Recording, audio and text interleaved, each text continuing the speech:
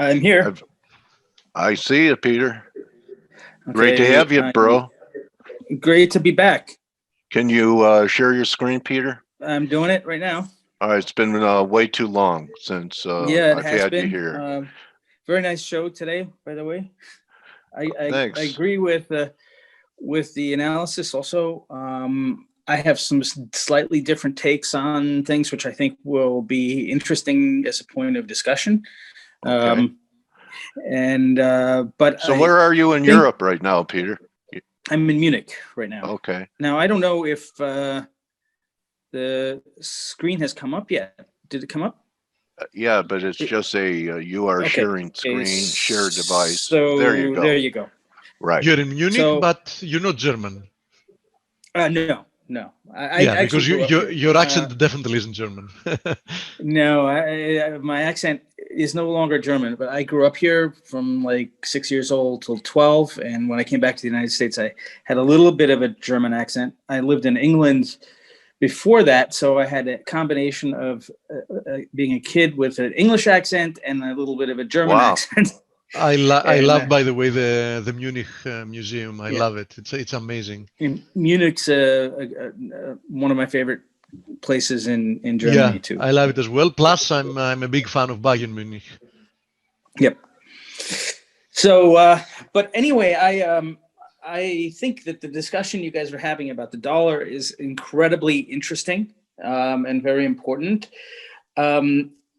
I don't know if you've been following my comments about the dollar over the last month and a half, but basically my view of it when the dollar failed to hold a potential breakout earlier in the year, there was a small descending diagonal, contracting diagonal that it broke out of and then failed, was that we would go and make a larger diagonal. I'm going to actually go straight to that chart, and here's this chart. So you're going to have to, because I'm going through, I wanted to go through a discussion I had on Twitter on the MCM CT Markets stream, which is for members at MCM. And basically, because there's so much covered in there, I thought I'd go through it, but I can't really mark up the chart. So I'm going to have to talk through it, but they've got good markings on them. That'll work, but you can see on the on this chart, there's a descending contracting diagonal that went into, let's say, actually, Peter, August, September. Sorry to interrupt, but just to give you an idea, there is the ability to use marking tools from Zoom, if you want, on the screen. Okay, let's see. Where is that? On top, it has a drop-down menu. I don't remember exactly how. But I'm on my iPad, so that's the problem. Okay. Okay. So I think it's going to limit me there. Yeah, I have to figure. There's got to be a way to do it, but I will have some charts I will mark up, but not the ones that are on the Twitter. So, Peter, are you saying we have to re-enter this? I call it a falling wedge. Get back inside the line over what, 90?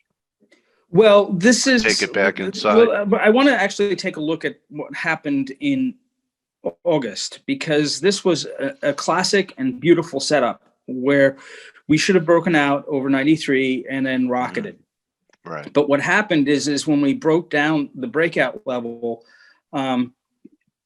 we formed a larger contracting diagonal or wedge, as it were. I don't like using the word wedge because wedges don't have to, just for me personally, wedges don't have to have like a certain technical setup, but a contracting diagonal for me has to have 5 waves in it constructed in a certain way. Would you, let me ask you this, Peter, you know I like you, but would you consider yourself to be a bit of a technical analyst?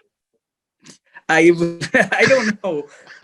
Sometimes I am. I go through phases where I am, and I go through other phases where I'm like in August, I was looking more broadly at the market rather than more detailed technically. And I have decided since then that I keep it to, my normal time frames, Yeah. which are No, 1 to I 5 was days. just really kidding around with you, but Yeah. I have noticed that if I post something and it's not in line with people's definitions, that I'm always corrected. And Oh, well, I I'm not didn't as correct you. A anal. wedge is an awesome thing. Oh But no, I wasn't. I was just talking about how it is out there in the Twitter yeah, sphere and stuff. Yeah, yeah, doesn't matter what you call it if you know how to trade it. exactly.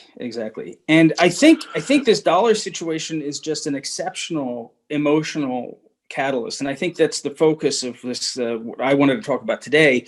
Basically, we have in August, if you look at it, where I have this little gray box. I wish I Yeah. could click on it, but I can actually zoom. You can see right there.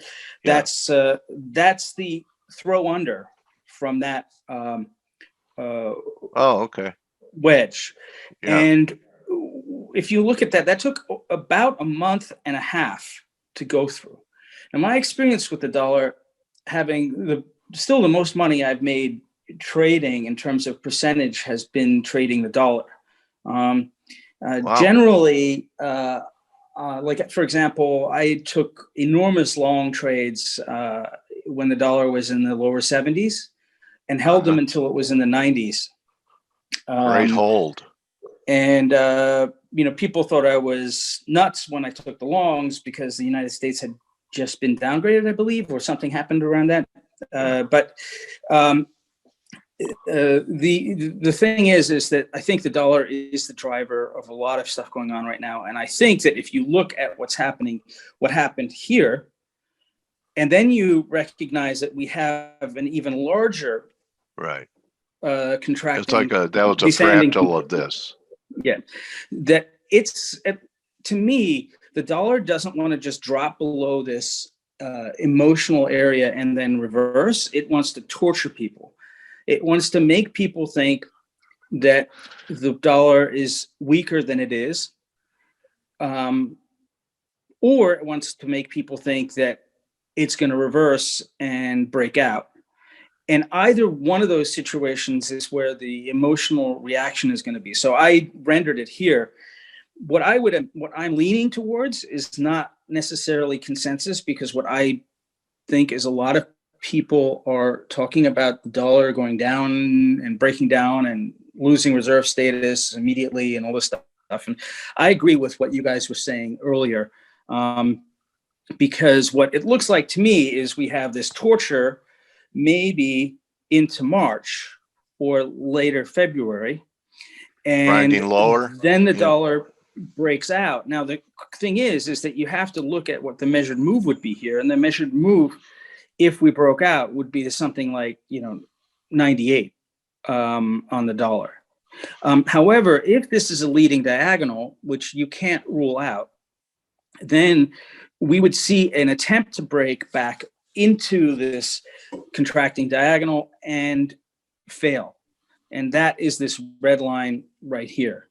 So if that was to happen, then we're probably looking at a double whammy. We're looking at two things. I'm going to go back to this chart.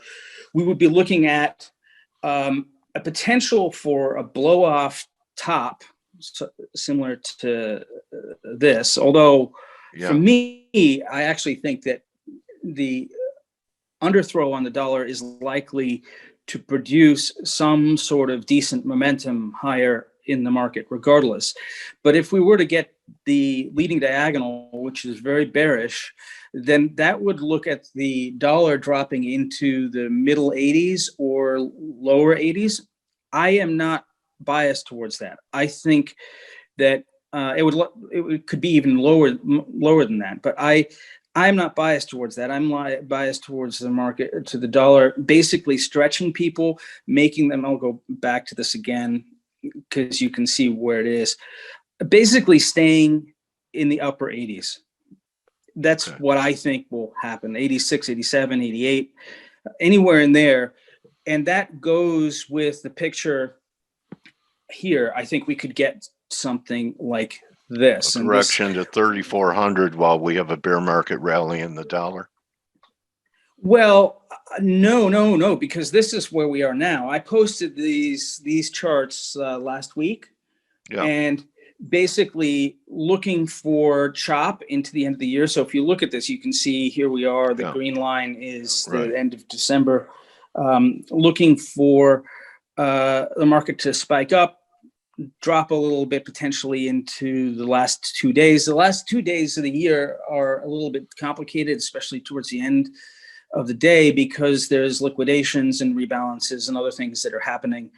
And the market doesn't behave very technically. The one thing I do want to say is that at between 345 and 435 on the futures on the last trading day of the year, some really wacky things can happen.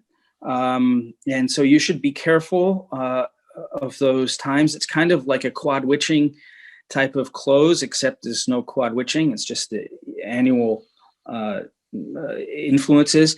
But I think we've already pretty much proven to me that this red option for the dollar, for the S&P immediately pulling back, is probably not likely.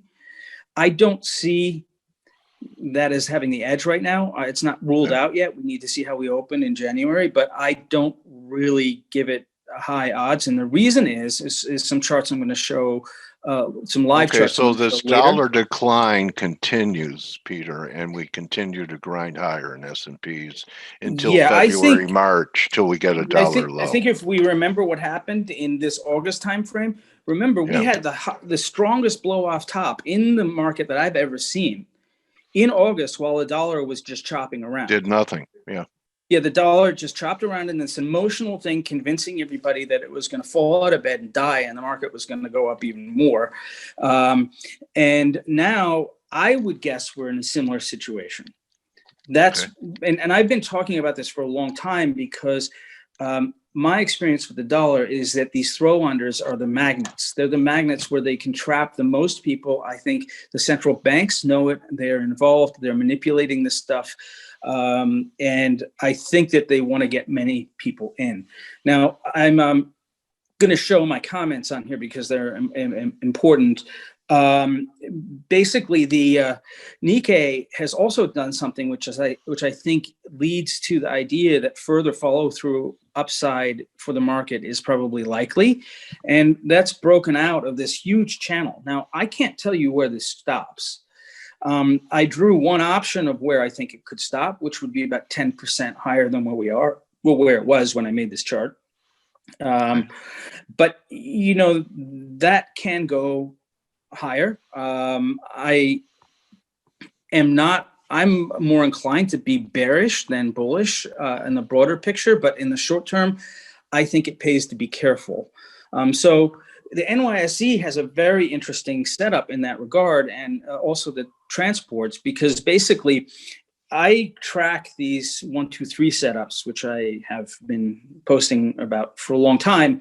And usually I don't track them where they're just on a trend line or something, but 3 is a magic number, as people know, in terms of trading. And what it looks like to me is that we're looking at the market potentially getting a last squeeze here into resistance and a hammer where we'll get proper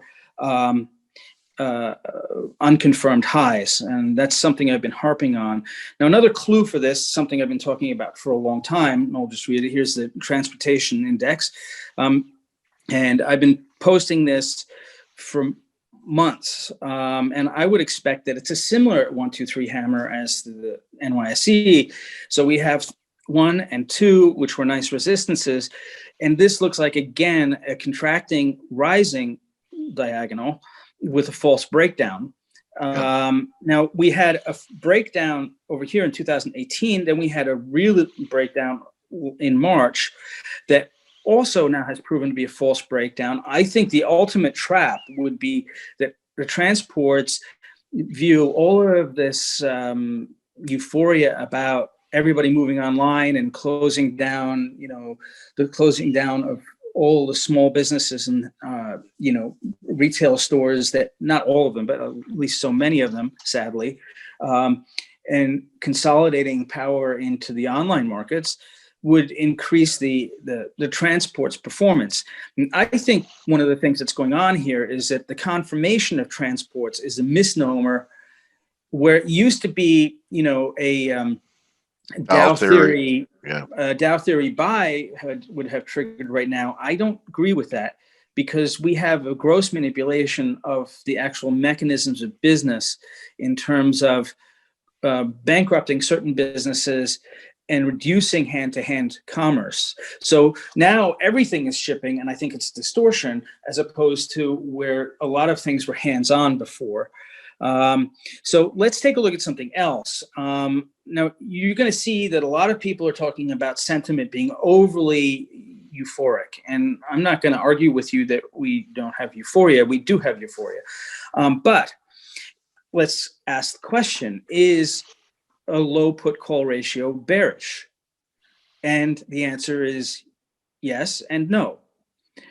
Initially, a low put call ratio with a new market high is not bearish. It might get a consolidation or a pullback, but what tends to happen is this means that, in my opinion, there is a lot of emotion that is behind the movements in the market, and people are committed to it, or there's a technical mechanism or some sort of a gamma problem that is going to create momentum in that direction. It's when you get the divergences after the new high. So I'm not going to look at that one because that's not a new high, but let's look at, here we have new market highs. And if you look at the second arrow there, and even the first arrow, these were new market highs with with lows in put call ratio, and they led to follow through.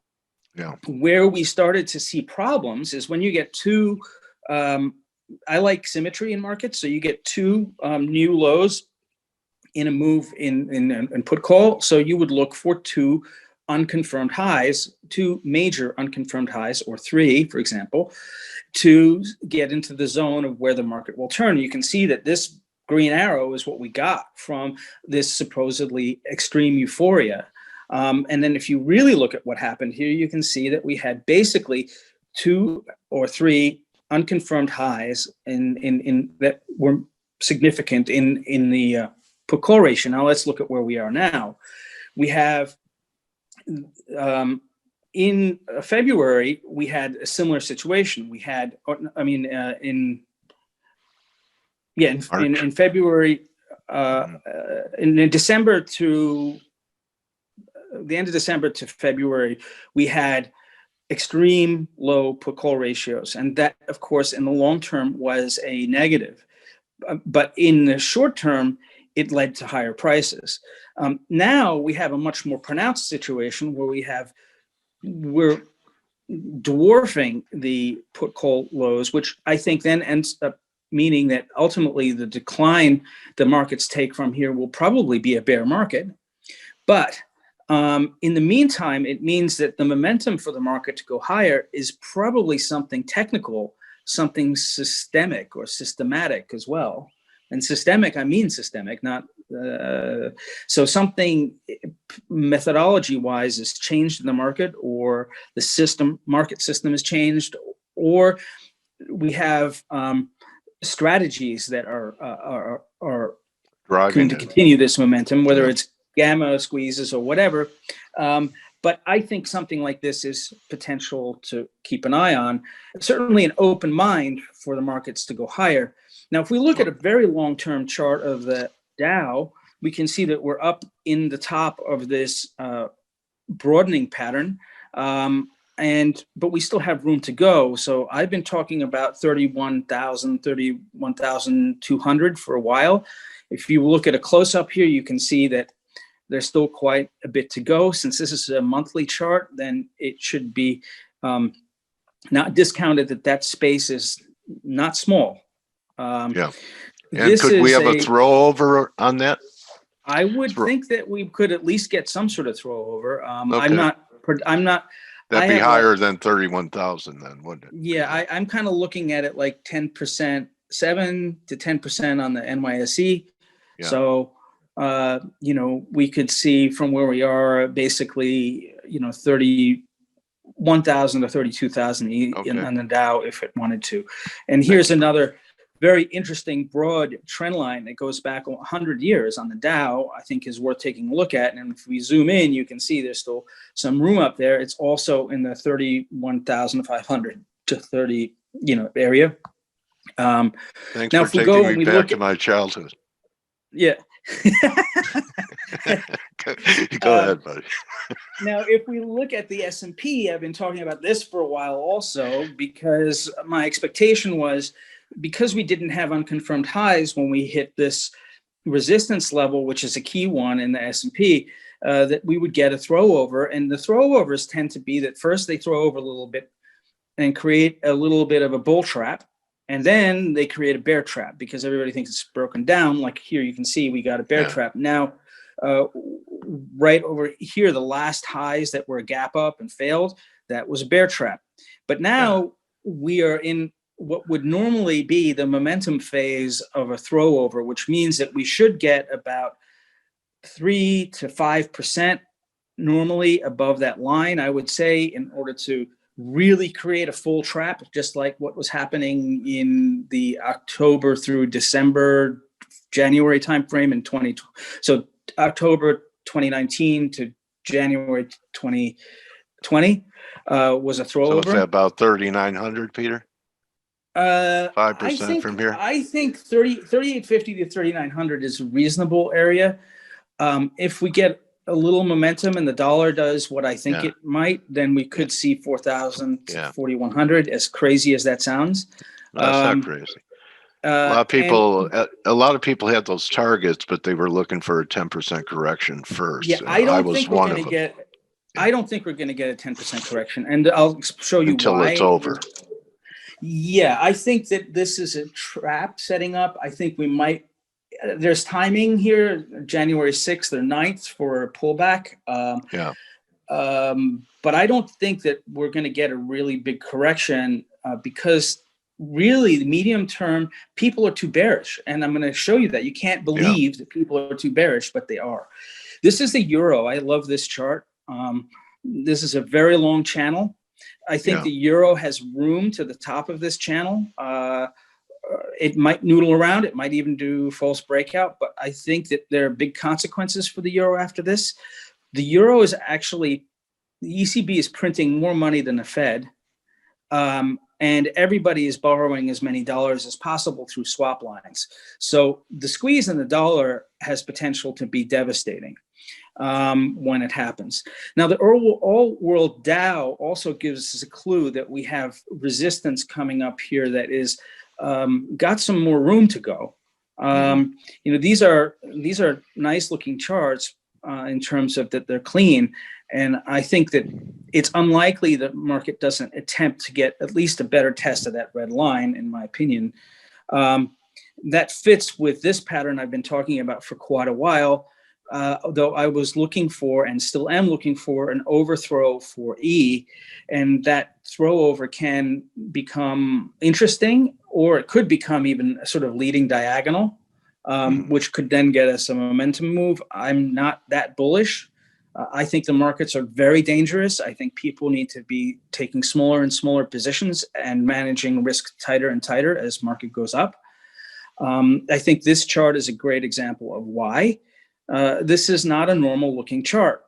This is the NASDAQ, basically since 2000. And if you look at the blow off in 2000, this is what people thought was a crazy chart. But then if we look at since there, this is what we're looking at now. Crazy magnitude by 10. Yeah, exactly. It's a linear chart, but it's important to have it for perspective. Now, since my work is based around sentiment, I want to discuss this because we have in this area right here where this red dot is and these green lines are, we have what's called confirmed highs. We have extreme extreme euphoria with extreme prices. Now, that's not a negative. What do you look for when you get emotions matching prices? You look for maybe a pullback or consolidation, and you look for the market to come and make prices that do not have the same amount of euphoria, showing that the market's fractured or showing that commitment is waning. So normally, if you have a situation like this, we need to get 2 unconfirmed highs in order to, on this panic euphoria index, in order to actually get a top in, which is why I don't see how this market really tops before February. I think we're looking at middle February, March, but I'm ready to hit the button at any point. I think it pays to have an open mind and to be vigilant and to not trade like you have to get this last piece of the market move. In my opinion, take smaller trades, take them at places where they're lower risk. Take your 20 points or 40 points or even 10, whatever it is, and put stops in once you get it, and don't bet the farm. But I would be looking for fully unconfirmed highs, which are either this second options expiration. Now, that's something I want to point out. If you look, quad witch tends to be March expirations you're talking about, then, right? Quad witch over here turns to be a general kind of sea change for the market. It traps people and it engineers them into structural trap. So people who go into quad witch wrong and then get stuck with positions in settlement try to work them out, and it takes sometimes 2 options expirations for them to fully unwind, and that's each one of these yellow gold dots is an options expiration. So you'll see here's quad witch, 2 expirations, pullback. So now, is this 2 expiration situation coming up going to be a major top, or is it going to be a pullback? Well, I would say I'm open to a February or March high in either case. I'm even open to a January high. But I think— How about April? I hear April bandied about a lot. I don't think— Or, maybe around the spring equinox. It could be, but I'm thinking Q1 high. Okay. That's what I think. All right. The motions are too distended right now, so yeah. I'll show you why. I could see that. Yeah. So this was the Russell chart I proposed last week, and basically was looking for a day or 2 higher, and then the market to consolidate a little bit and then make a higher high. I didn't try to be super accurate with this prediction because that wasn't the goal. The goal was to show that markets don't top like this. Yeah. So what we're going to have is at least some sort of consolidation and another test higher, I would imagine. I don't see how this just ends right now. Which goes takes time to turn a battleship around, bro. Yeah, exactly. This is the geometrics chart, which is saying something similar. Over this green resistance line, we're probably looking pretty quickly, as you can see, I was correct about this, into setting up a larger resistance of around 3780. And I think we probably get that near term, then get a pullback, 3780, 3800 somewhere in January. Then we get a pullback. I don't know whether it's 80 points, 100, 150, I don't know. But then we get a pullback and we see what happens from there. Markets are opening. I apologize for this. The other thing here is that we have this is a VIX analysis that I put together. And in order to get a top, we need to see some disagreement in markets, and we need to see the VIX showing that that volatilities, it's not just VIX, this is volatility as a whole, is showing like sort of at least a few stresses, and we haven't seen that yet. So we need to see that. I think it's going to take at least till January to get something like that going. And I want to show you something else. Gamma squeeze is something to worry about. This is a great chart. This is a look at skew. It's not a great chart because I made it. It's a great chart because it's a great data set. Basically, when people are trading out of the money options to this degree, they're betting and they believe in the options too much. That's why they're trading the out of the money options, and they tend to be taken out. So if you look at what happens when people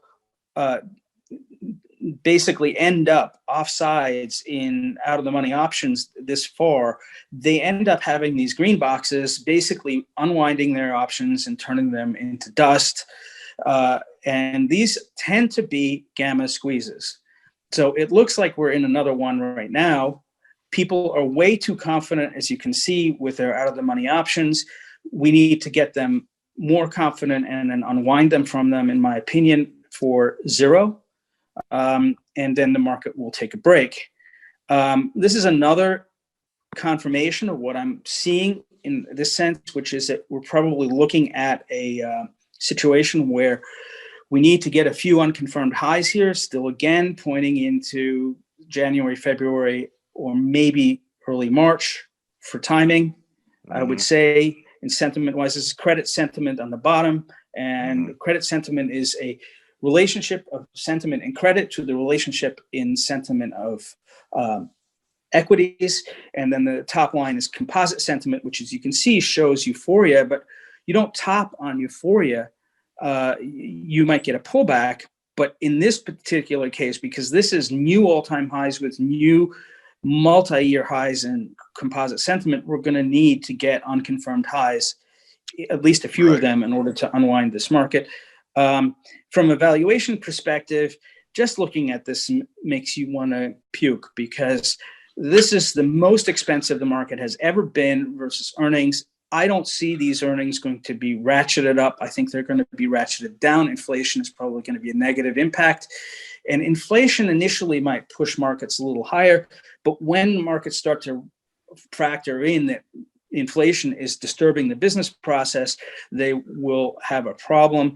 On the subject of PE, you can see right now the present PE on the S&P is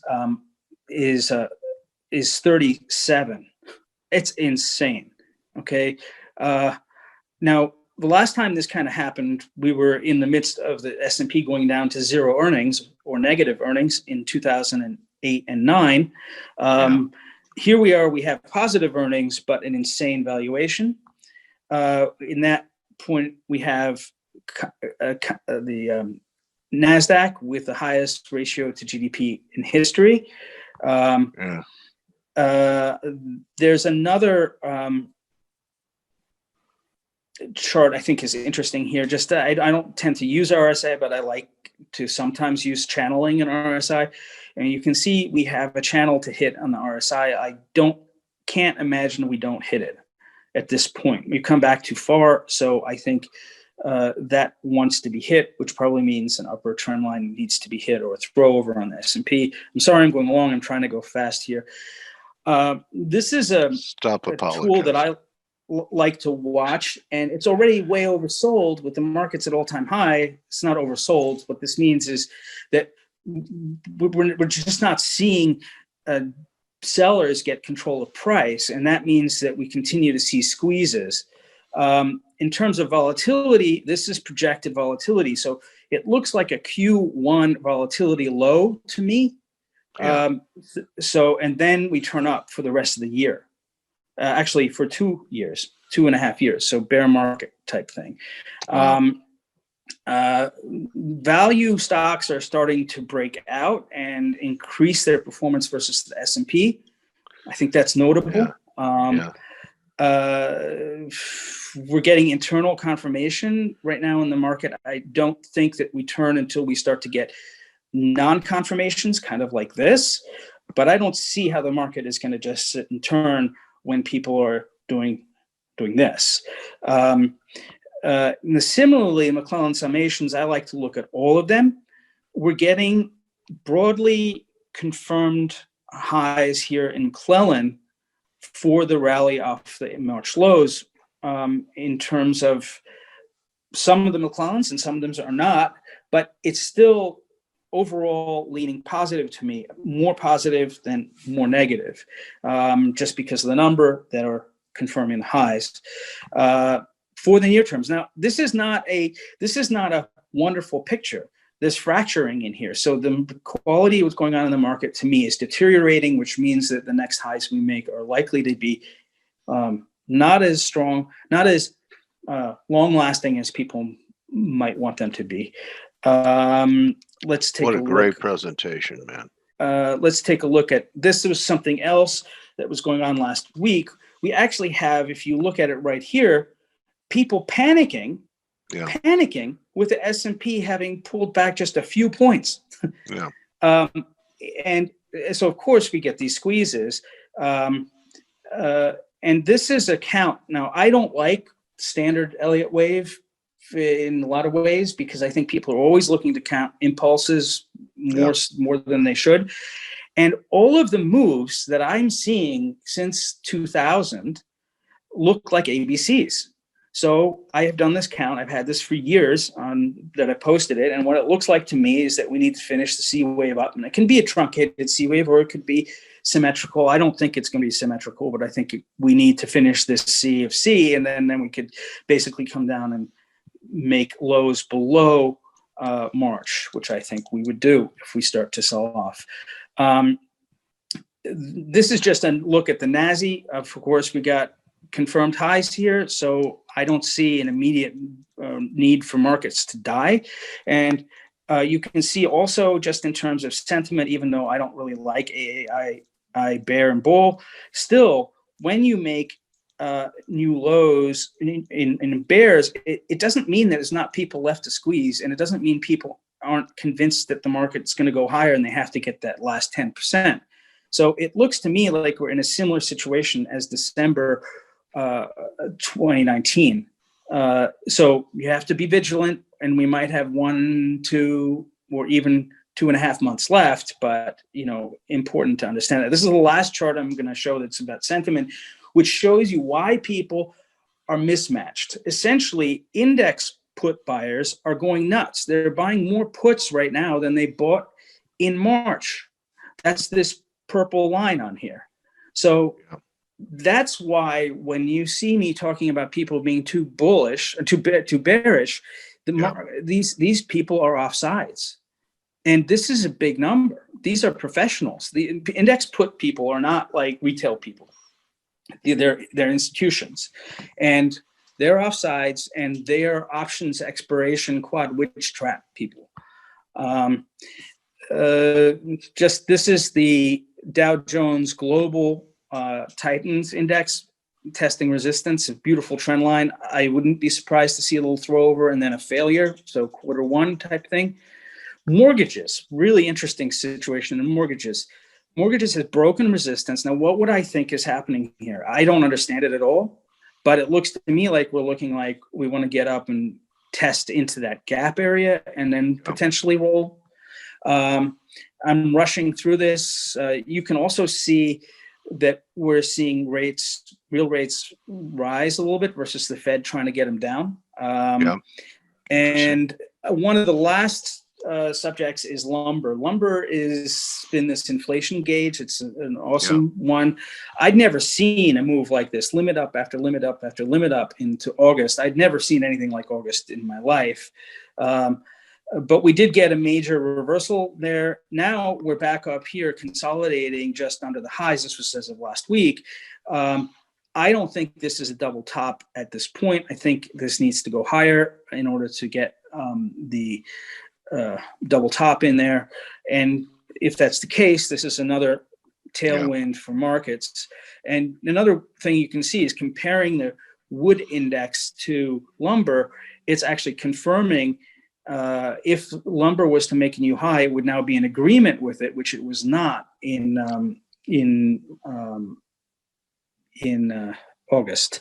So that's an interesting note. And then this is the last chart, S&P 500 to GDP, the highest of all time. So danger, danger, danger, but still sentiment. But so that's sort of my Peter, take on these things. What a great way to end the year. One of the best presentations of 2020, I have to hand to you. Really, and insightful with things for us to think about over the holidays. Gives us plenty of time to prepare for potential shifts. The community, my partners, my teammates, everyone here at F.A.C.E, thanks you for edifying us today. Wish you and your family a happy new year, and may 2021 be, filled with a flood of pips coming your way. Yeah, I hope so. Now, I have one more chart I want to discuss with you. It's just a very quick chart. That's your remember I was tagline telling now. you, I have a that tagline for you. One more chart. Peter, go ahead. I'm sorry. Go ahead, It's man. this chart. This, if you see on the bottom of this chart, I'll zoom up there. This is live. This is actual market right now on the Tick Tools live stream. This is real-time market emotions, 24 hours a day or 23 hours a day or so. What you can see is that right here in this area, we went to basically extreme optimism here. In time with these little sell zones up there. Now, the problem with this is that this needs fully unconfirmed highs in order to see the market make a top. So that means that on this time frame, we're going to need to see another high. Now we have a bigger problem, however, because that's the minimum requirement. We had a little bit of an unconfirmed high. If you look at it here, you can see we made the highs here, and then when we came over to here, where we are, I'm just zooming here, you can see that was a lower high in terms of sentiment. But the problem is, look how fast this has dropped. We're almost back in a pessimism area where the market usually would have dropped 120 to 180 points. And all we did was pull back about 30 points.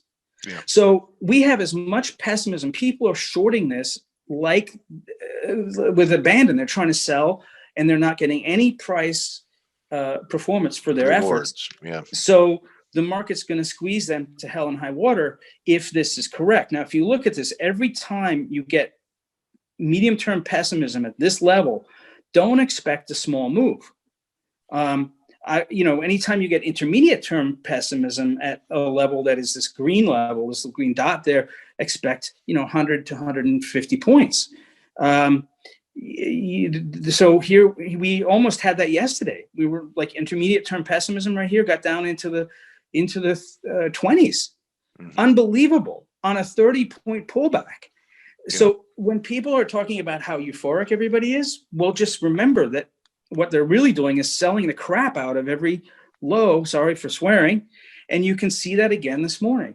This morning, right out of the gate, first thing, people get extremely pessimistic and they can't even get a lower low. So we have a higher low, and we're basically, this was a low earlier this morning, like overnight, and now here's our opening low, and we had more negativity right now, but we're basically 15 points higher than we were overnight. This is not behavior that's good for bears. Additionally to that, one last chart, sorry, there's my name. We have a bullish retracement on the 135-minute cycle chart, which means that we need to get a pattern like this, BR to end, in order to finish an upward move. And usually if it's a powerful upward move, we'll need to get 2. And the yen is on this chart too. And you can see that the yen is going to have to, I think, go some more and then create some stress, liquidity stress on the market, kind of like what happened right here. This greenish line that is going down there. I wish I could draw on this, but the dark green line, that is the yen. And you need to see some extended disagreement there between the yen and the market for it to start to turn down. And we're starting to get it. Yeah, but it still looks like we need some more time. And that's only likely in this case, in my opinion, to develop a short-term pullback, not necessarily the top. I think we need more work to do the top. Anyway, I'm done now. All right. Well, Peter, I want to thank you. And the best way for people to follow you, you have a private Twitter feed. How they get a hold of you? People can follow me at MCM_CT. And I apologize that I've been posting a lot of stuff related to coronavirus because data is kind of so bad on that. I'm a data scientist, so I hunt down bad data. And it bothers me what's going on there. But my markets only feed is private, is for members. If you go to MCM_CT_markets. At the top of there, at the top of the profile, you can click on a link and you can join by going to that page, and then you'll become part of that feed. And you could also just go to the MCM-CT.com, which is the website. Okay, you have a website too. Okay, Peter. Really, thank you so much. I mean, what a great way to cap off the year. So many nuggets and food for thought. Thank you for edifying our community F.A.C.E today, Peter. Okay, Appreciate great. it. It's great to be here. You guys are, great. You have integrity, honesty, and I really respect what you guys do. Well, back at you, my trading warrior brother. Happy New Year, Okay. Peter. Thank you. Happy New Year to everybody too. All right. Bye. Okay, so that's a wrap, everyone. So, have a nice new year. Think about your blessings this new year, and maybe think about what you may want to change. Also, be gentle with yourself as a self-critic. Focus on what you've done right and what you've accomplished this year and build upon that foundation. And with that being said, Happy New Year, everyone. We'll see you guys next Monday. Peter, great job. And Thank you. okay, so everyone loved it. If you see the chat, got a lot of people that really enjoyed the presentation. So that's a wrap, everyone. See you in 2021. Adios. Okay. Catch you later. Bye. See you, buddy.